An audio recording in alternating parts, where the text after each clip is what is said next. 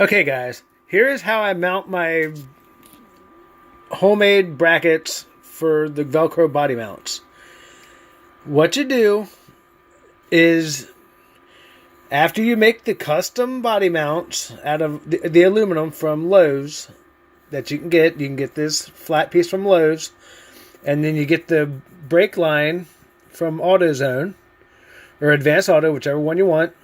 Just get the brake line and cut it down to 1.25 inches. You get these screws here. I usually get them in 2 inches screws, but the inch screws is all I got right now. But they're 6x32s, and they go right through the brake tubing, all the way where the original body mounts mount up. You drill those out with a 632 drill bit, big enough just so that the screw fits through.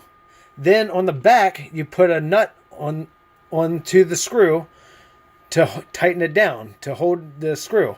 You put the screw head through where the Velcro is going to cover up, because you don't want to put the nut on this side and then have the threads through, because then the Velcro will be bulky and it won't seat right. But you want to put 2 nuts onto the screw before you put the nut in the back. That way it sticks far enough out so your body mounts will fit well enough onto the body, so you don't have any problems with the bodies being too narrow or too far out, and it won't stick properly to the Velcro. But make sure up top you run a good bead of that industrial strength Velcro around the top, so that way when you put the Velcro on top of the body, it sticks and you don't have your body's getting messed up, and it'll also add extra support. But this is exactly how I mount the body mounts to the sides of my Redcat Racing ground pounders. Once again, there's 2 screws, one in each hole where the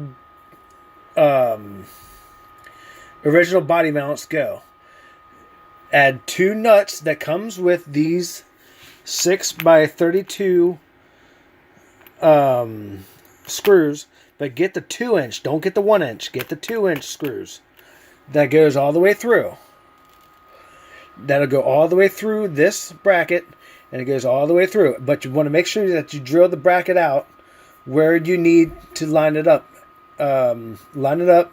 Use a paint marker, and if you need to, you can use a paint marker and have the screws go through the first way. Have the screws come through this way instead of going through this way.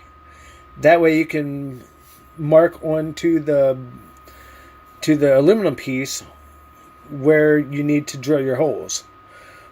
That way you don't have to really worry about measuring and then getting it all messed up. It's real simple to do. I really don't have another truck to show you how to make them, because I don't really need to make them right now.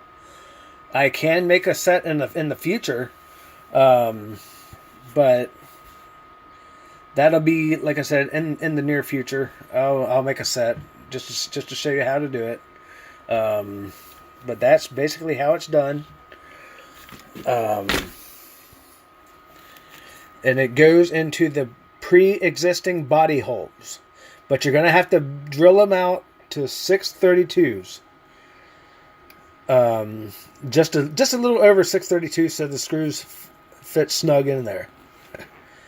And that's basically it. I mean, it's really simple to do. There's nothing hard about it. But when you do it, use blue Loctite on the nuts so they don't back off. Use blue Loctite. That is the biggest. That is the biggest piece of advice I can give you, is to use blue Loctite on it, because these nuts will back off because they're not lock nuts. And that's basically it. You know, don't overthink it, because if you overthink it, you're never going to get them right. But so that's it. Just if you have any more questions, just ask. You know, I'll try my best to help. But just use the industrial strength Velcro. That's the best stuff to use. It doesn't come off. You can literally lift the whole truck up using the industrial strength Velcro without it falling off. So there you have it. All right, take care. See you in the next video. Bye.